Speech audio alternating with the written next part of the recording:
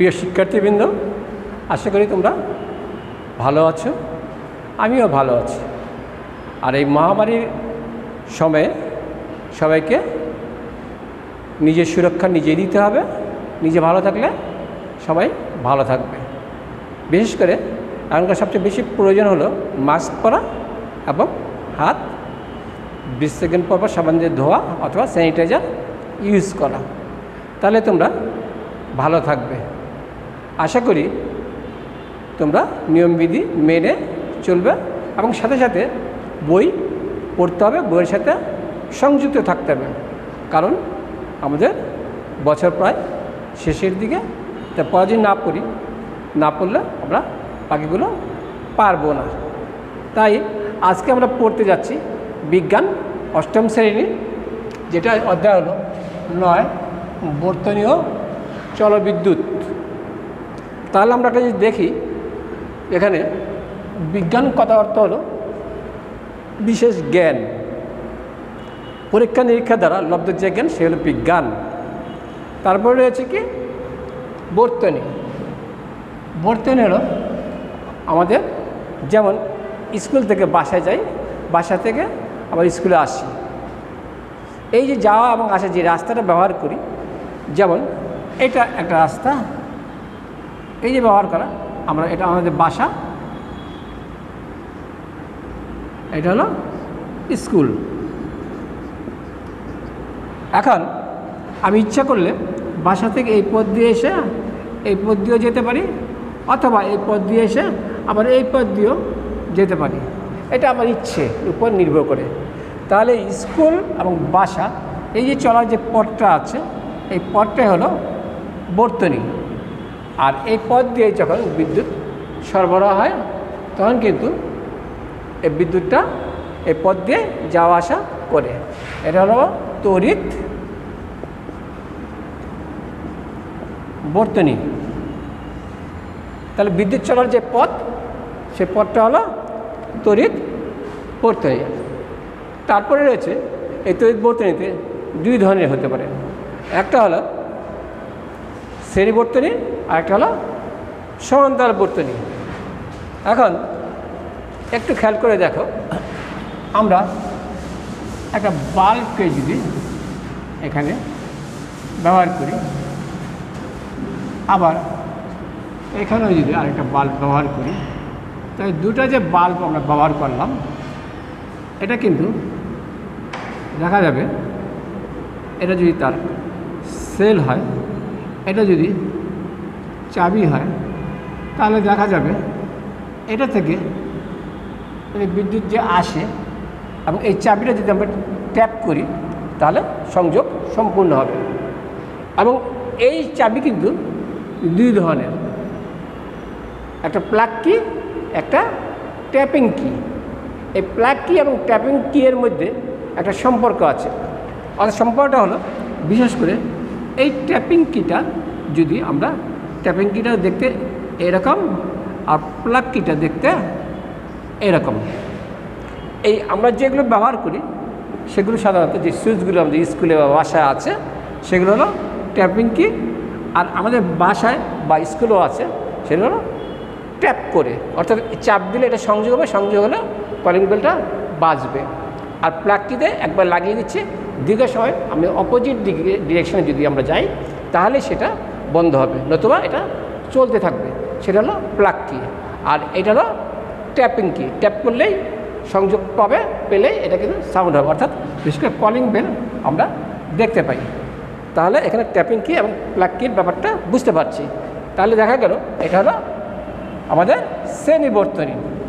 তার পরবর্তীতে রয়েছে এটা আরেকটা জিনিস, সেটা হলো দেখো এখানে একটা, এখানে আরেকটা। এখন এটার সাথে সংযোগ, এটার সাথে সংযোগ।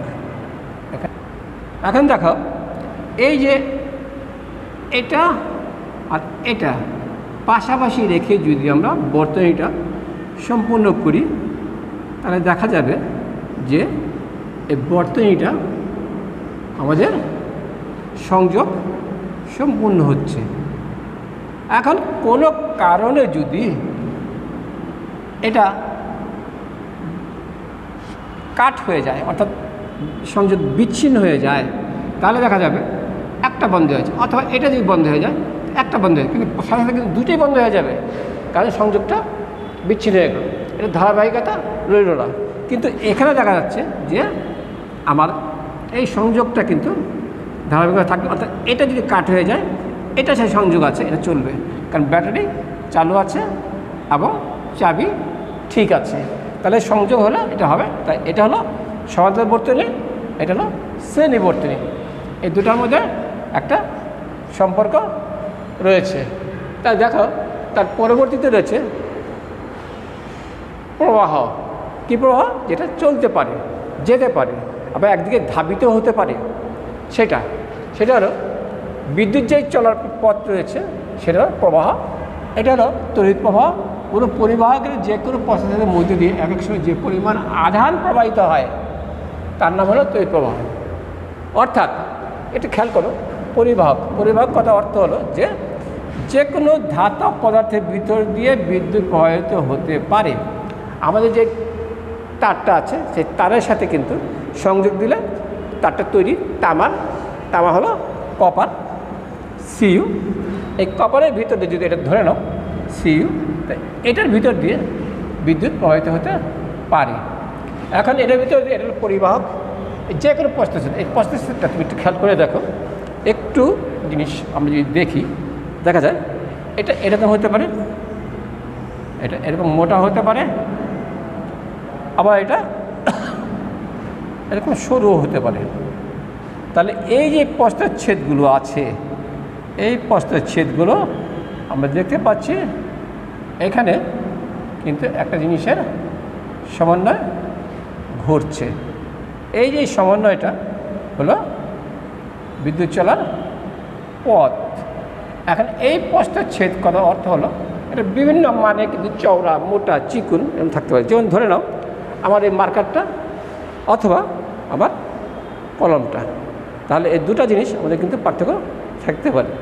একটা কলম আর একটা মার্কার, তো এটা একটু মোটা, এটা একটু সরু, এই দুটা দিয়ে কিন্তু যাতায়াত করতে পারে বিদ্যুৎ। তাহলে এটাতে যেটুকু যায় এটাতে সেই পরিমাণ যাবে, এটাতেও সেই পরিমাণ যাবে। তাহলে যে কোনো প্রস্থচ্ছেদের মধ্য দিয়ে এক এক সময় একটা নিজের সময় থাকবে, হয় 1 মিনিট বা 1 সেকেন্ড বা 2 সেকেন্ড এরকম সময় থাকবে, বা যে পরিমাণ আধান মানে চার্জ প্রবাহিত হয় সেটা হলো তড়িৎ প্রবাহ। তা বুঝতে পারছি যে তড়িৎ প্রবাহটা কী জিনিস। এই তড়িৎ প্রবাহ হলো দুই রকম, একটা হলো পর্যাবৃত্ত আর একটা অপর্যাবৃত্ত। এখন পর্যাবৃত্ত হলো একদিকে যেটা যেতে পারে সেটা, আরেকটা হলো যেটা ভিন্ন ভিন্ন দিকে যেতে পারে। যেমন ধরে নাও আমাদের বাড়িতে যে লাইনটা আছে সেই লাইনটা এসি, আগে যেটা ছিল সেটা ডিসি। এসি হলো একটা মাধ্যম আর ডিসি হলো আরেকটা মাধ্যম। এটা পর্যাবৃত্ত,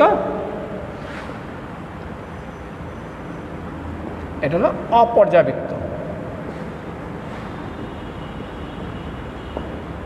তাহলে এই যে দুটা জিনিস এখানে দেওয়া হলো, দেখো এটা হলো একদিকে যেতে পারে অল্টারনেট, এ দিয়ে অল্টারনেট কারেন্ট, এটা ডিসক্রিট কারেন্ট। তাহলে দেখা গেল এটা দিয়ে একদিকে যেতে পারলে আবার এটা ঘুরে অন্যদিকেও যেতে পারে, একদিকে যাবে কথা নেই, কিন্তু এটা কিন্তু একদিকে যাবে নির্দিষ্ট দিকে, সেটা ডিসি ডিসক্রিট কারেন্ট অপর্যাবৃত্ত, আর এটা হলো পর্যাবৃত্ত। তাহলে এখন দেখা যাচ্ছে আমাদের যে লাইনগুলো আছে সব লাইনগুলো কিন্তু আমাদের এখন এসি, অর্থাৎ কাউকে কারেন্টে ধরলো এটা ধাক্কা দিয়ে ফেলে দেয়, যখন ফেলে দেয় তখন সে কিন্তু বেঁচে যায়। আর ডিসি ছিল ধরলে আর ছাড়বে না, ওকে শেষ না করা পর্যন্ত, ওর কাজটা সম্পূর্ণ না করা পর্যন্ত তাকে ছাড়বে না, তাহলে সে আর বেঁচে থাকার কোনো সম্ভাবনা নেই। এই জন্য এখন দেখবে বাড়ির পাশ দিয়ে যে লাইনগুলো গেছে তার মধ্যে ইনসুলেটর লাগানো আছে, যেটা বিদ্যুৎ যেতে আসতে বাধা দেয়, অর্থাৎ বাইরে থেকে কোনো কিছু আটকানো যাবে না, এর ভিতর দিয়ে বিদ্যুৎ প্রবাহিত হতে পারবে। সেই জন্য ওটার ভিতরে ইনসুলেটর বা কোনো তাপ অথবা বিদ্যুৎ প্রবাহিত হতে না পারে, সেই জন্য ওটার মধ্যে একটা ঢাকনা লাগানো হয়। এখন এই দুটো গেল। তারপরে রয়েছে কি, এই যে তারের ভিতর দিয়ে দেখা যায় কোনো জায়গায় বাধা পাচ্ছে। এই বাধা যখন পায়, এই বাধাটার কারণটাই হলো যে রোধ ব্যবহার করছে। রোধ এটাকে আর দিয়ে ডিনোট করে, আর হলো রেজিস্ট্যান্স, এটা দিয়ে ডিনোট করে। তাহলে এটা দিয়ে যে বাধা পায়, অর্থাৎ যদি আমার যে তারটা দিয়ে বিদ্যুৎ যায় সেটা হলো তামা। তামার মধ্যে যদি অন্য কিছু মেশানো থাকে বা অন্য কোনো জিনিস থাকে, তার তা দিয়ে বিদ্যুৎ প্রবাহিত হতে পারবে না, অর্থাৎ বাধা পাবে। এই বাধা দেওয়াটাই হলো রোধ এখানে। তারপরে রয়েছে কি, এই রোধের সাথে রয়েছে ফিউজ।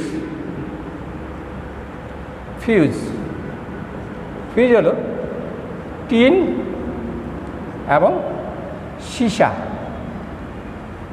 এই দুটা জিনিস দিয়ে এই ফিউজটা তৈরি করে কোনো জায়গায় যদি দেখা যায় বাইরে থেকে যে লাইনটা আসছে, লাইনটা যদি নির্দিষ্ট মানের গলনাঙ্ক যদি থাকে, তাহলে এর উপরে গেলে এটা গলে যাবে। টিন সীসা একটা প্রতিরোধক ব্যবস্থা কার? ফিউজের। এই টিন এবং সীসা দিয়ে একসাথে মিশানো হয়, এই জন্য এটাকে বলে সংকর ধাতু। এই টিন এবং সীসা দিয়ে এটা কিন্তু পরীক্ষা আসে, ফিউজ কাকে বলে? টিন এবং সীসা, সংকর ধাতুকে সীসা বলে, ফিউজ বলে। এই ফিউজটা এখানে বাধা দিচ্ছে কাকে? বিদ্যুৎ সরবরাহ যাতে হতে না পারে। তাহলে এই কাজগুলো এখানে হয়ে থাকে। তারপরে রয়েছে, আমরা চলে যাই আমাদের নির্দিষ্ট লক্ষ্যে, যেটা হলো সাধারণত ওহমের সূত্র। ওহম বলেছে, জর্জ সাইমন ওহম, উনি বলেছেন যে তাপমাত্রা স্থির থাকলে, যেমন সাপোজ এই তারটা, এই তারের ভিতর দিয়ে বিদ্যুৎ প্রবাহিত হবে, তো তাপমাত্রা স্থির থাকলে কোন নির্দিষ্ট পরিবাহক যার ভিতর দিয়ে যাচ্ছে, সে হলো পরিবাহক, মধ্য দিয়ে প্রবাহিত তড়িৎ প্রবাহের মান, এটা যে বিদ্যুৎ যাচ্ছে এই দিকে, সেটা প্রবাহ আর মান পরিবাহকের দুই প্রান্তে বিভব পার্থক্য। অর্থাৎ এখানে যদি এ ধরি, এটা যদি বি ধরি, তাহলে এই দুটা পার্থক্য হবে V B minus V A. তারপরে দুই ভাগের পার্থক্য সমানুপাতিক। অর্থাৎ উনি একটা সূত্র দিয়েছেন, I equal to V by R. এই যে এটা দিয়েছেন, এর থেকে আমরা দেখতে পাবো যে কী হবে, আমরা এটার সাথে মিলে যাচ্ছে। অর্থাৎ এটার সাথে কী করে পার্থক্য সমানুপাতিক। সমানুপাতিক আরেকটা রয়েছে পরিবাহকের রোধের ব্যস্তানুপাতিক। এই যে দুটা জিনিস, এই দুটা জিনিস কিন্তু আমাকে খেয়াল রাখতে হবে। ওহম কিন্তু, জর্জ সাইমন ওহম কিন্তু উনি দিয়ে গেছেন তাপমাত্রা স্থির থাকলে নির্দিষ্ট পরিবাহকের মধ্য দিয়ে প্রবাহিত তড়িৎ প্রবাহের মান পরিবাহকের দুই প্রান্তে বিভব পার্থক্যের সমানুপাতিক, এই পর্যন্ত। কিন্তু এখন এটা বিশ্লেষণ করতে গেলে এটা চলে আসে পরিবাহকের রোধের ব্যবস্থা। রোধ হলো এটা, এটা ভোল্ট, এটা হলো প্রবাহ। তাহলে এর থেকে দেখা যাচ্ছে এটা কিন্তু যা থাকবে এটা একই থাকবে, এটার মান যা হবে এটার মানও তাই হবে। কিন্তু এটা যা হবে, এটা যদি কোন পরিবর্তন হয়, তাহলে এটা কিন্তু পরিবর্তন হবে। এটা মান পরিবর্তন হলে এটার মান পরিবর্তন হবে কীভাবে? ব্যস্তানুপাতিক। অর্থাৎ এটা কমলে এটা বাড়বে, এটা বাড়লে এটা কমবে। আর সমানুপাতিক হলে এর সাথে এটা সম্পর্কযুক্ত থাকবে, একই ধরনের হবে। তাহলে সমানুপাতিক আর ব্যস্তানুপাতিক কথাটা আমরা বুঝতে পারছি। তাহলে এর থেকে বোঝা যাচ্ছে যে আসলে আমরা কি বলতে চাচ্ছি।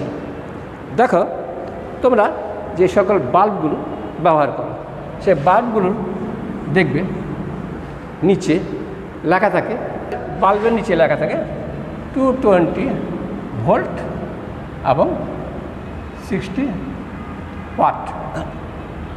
এই যে এটা রয়েছে 220 ভোল্ট এবং 60 ওয়াট, তাহলে এর থেকে কিন্তু দেখা যাচ্ছে এটার সাথে সম্পর্ক।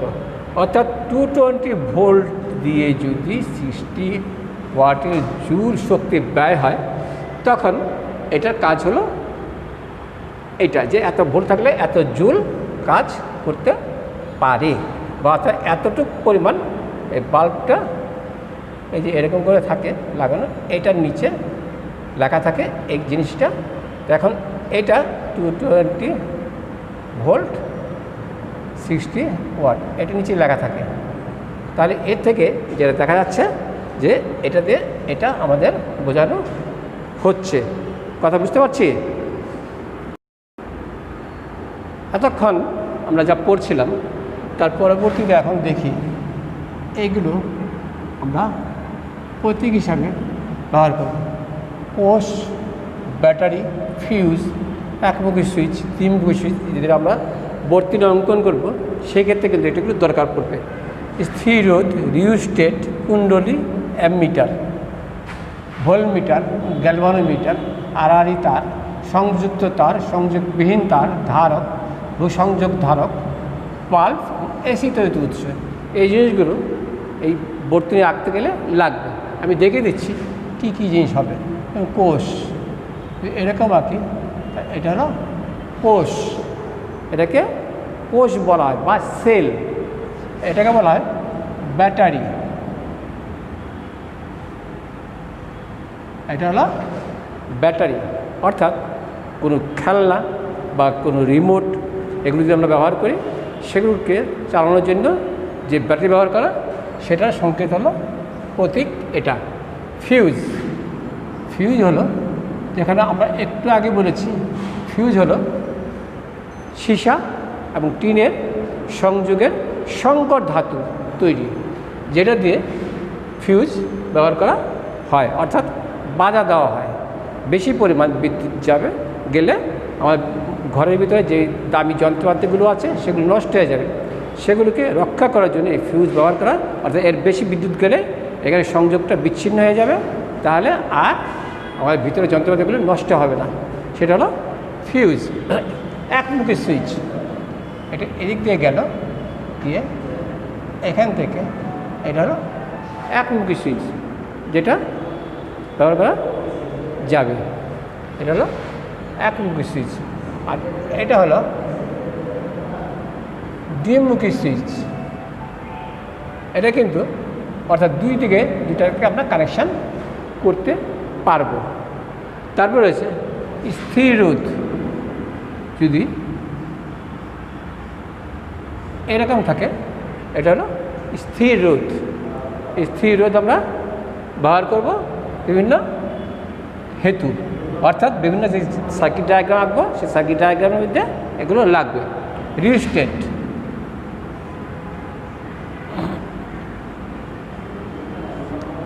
এটাতে একটা তীর চিহ্ন দিতে হবে, অর্থাৎ এটা দিয়ে আমরা বিভিন্ন ধরনের প্রবাহ চালু করতে হবে। অর্থাৎ এটা যদি এখানে সংযোগ করি, তাহলে এই যে এইটুকু জায়গা পর্যন্ত আমরা সংযোগ পাবো, এটা পাবো না।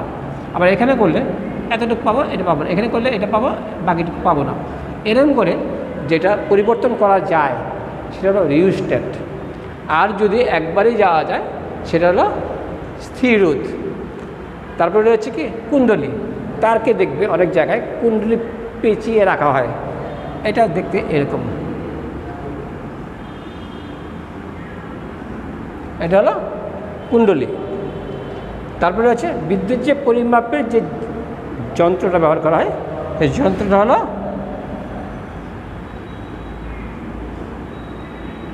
অ্যামমিটার। তারপরে রয়েছে কি ভোল্টমিটার।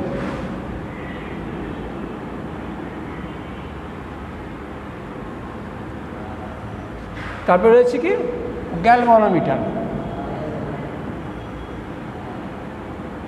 এটা ইচ্ছা করলে আমরা আটকে দিতে পারি, এটা ক্ষেত্রে আটকে দিতে পারি। আচ্ছা, এখন হলো আড়াআড়ি তার, অর্থাৎ একটা তার গেল, সেটা পাশ দিয়ে আরেকটা তার চলে গেছে, আড়াআড়ি তার। অর্থাৎ একটা তারের উপর দিয়ে আরেকটা তার যেতে পারে। তারপরে হচ্ছে কি সংযুক্ত তার, এটা হলো এখানে যদি আমরা তারটা দিই, এটাকে এখানে দিয়ে এখানে সংযোগ করলাম, তাহলে এটার সাথে এটা সংযুক্ত। আর সংযোগবিহীন তার যদি হয় তাহলে আমরা এটাকে এঁকে এর ভিতরে আরেকটা তার নিয়ে যাব, এটা সংযোগবিহীন তার। আর এটা হলো ধারক। তারপরে হচ্ছে ভূসংযোগ ধারক, অর্থাৎ আমরা দেখব বাড়ির ভিতরে যে লাইনগুলো আছে যেখানে মেইন সুইচ থাকে, অর্থাৎ বিদ্যুৎ এসে সংযুক্ত হয়েছে বাইরে থেকে এসে, সেই জায়গাটায় একটা তার বাড়ির সাথে সংযোগ করে দেওয়া হয়। এটা ভূসংযোগটা, অর্থাৎ যদি কোনো রকম দুর্বিপাকে কোনো ঘটনা ঘটে যায় যাতে এই বিদ্যুৎটা মাটির নিচে চলে যেতে পারে, অর্থাৎ এটা কারো ক্ষতি করতে না পারে, সেই জন্য ভূসংযোগটা দেওয়া হয়। বিশেষ করে মন্দির, মসজিদ, গির্জা এগুলোর উপরে দেখবে বিভিন্ন ধরনের শেপের সাইজের এরকম দেওয়া হয়। মসজিদে, মন্দিরে এরকম, গির্জা দেওয়া হয়, এরকম ধরনের শেপ সাইজে এগুলো ব্যবহার করা হয়। তারপরে রয়েছে বাল্ব। এটা হলো বাল্বের চিহ্ন। তারপরে রয়েছে এসি তড়িতের উৎস। তাহলে এই যে জিনিসগুলো আমরা দেখলাম, এগুলো যখন আমরা সার্কিট ডায়াগ্রাম করব, যেমন আমরা একটু আগে করেছিলাম, দেখো এখানে আমি একটা জিনিস দেখাচ্ছি।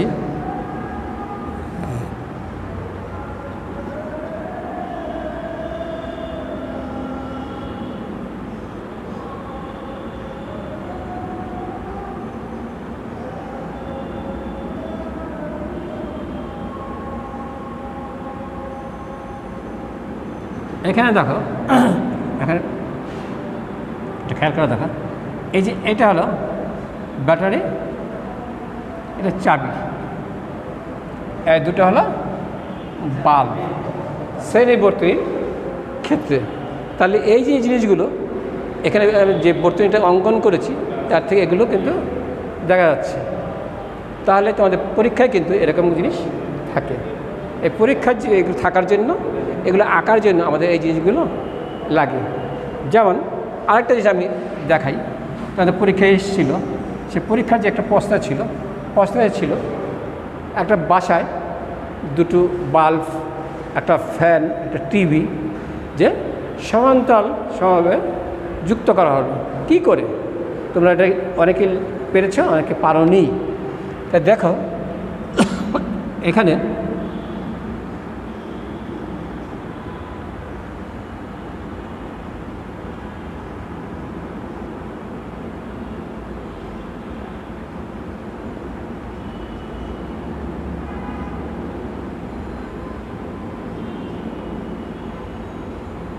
একটু খেয়াল করে দেখো,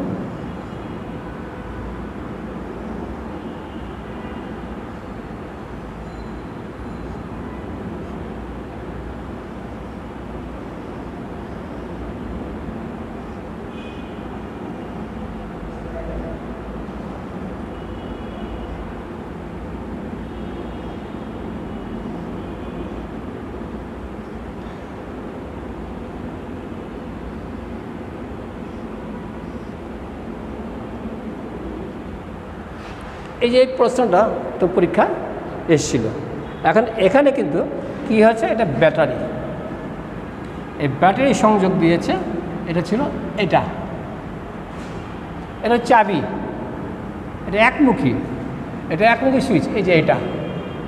তারপরে রয়েছে কি সমান্তরাল সমবায়।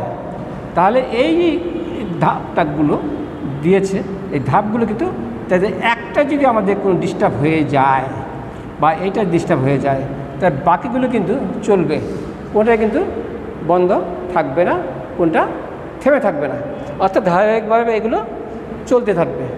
যদি এইভাবে যদি চলতে থাকে তাহলে কিন্তু আমাদের সুবিধা হবে যে এটা একটা জায়গায় যদি আটকে যায় বাকিগুলো চলবে। সেই জন্য দেখা যায় যে শ্রেণীবর্তনী আর সমান্তরাল বর্তনীর মধ্যে কোনটা ব্যবহার সুবিধাজনক? তার সুবিধাজনক হলো সমান্তরাল বর্তনী। সমান্তরাল বর্তনী আমাদের সুবিধাজনক, কারণ ওখানে একটা ধাপ যদি নষ্ট হয়ে যায় বাকি ধাপগুলো কিন্তু চালু থাকবে, কখনো সংযোগ বিচ্ছিন্ন হবে না। কিন্তু শ্রেণী বর্তনী হলে একটা ধাপ নষ্ট হয়ে গেলে পুরোটাই নষ্ট হয়ে যাবে। এই জন্য এটাকে চলতে পারবে। এবং এই চলার জন্য কি হচ্ছে, আমরা কিন্তু ধাপগুলোকে এভাবে এগিয়ে নিতে পারছি। তাহলে আমাদের সুবিধা কোনটা? সমান্তরাল সমবায়। তাহলে তোমরা বাসায় পড়বে, বাসায় পড়লে পারবে, অবশ্যই পারবে, কারণ এগুলো অত্যন্ত সোজা জিনিস। যদি না পারো, কোনো সমস্যা হয়, তোমরা লিঙ্কে যোগাযোগ করবে, তাহলে আমরা বাকিগুলো সহযোগিতা করতে পারবো। ধন্যবাদ, তোমরা ভালো থাকো, সুস্থ থাকো। Thank you.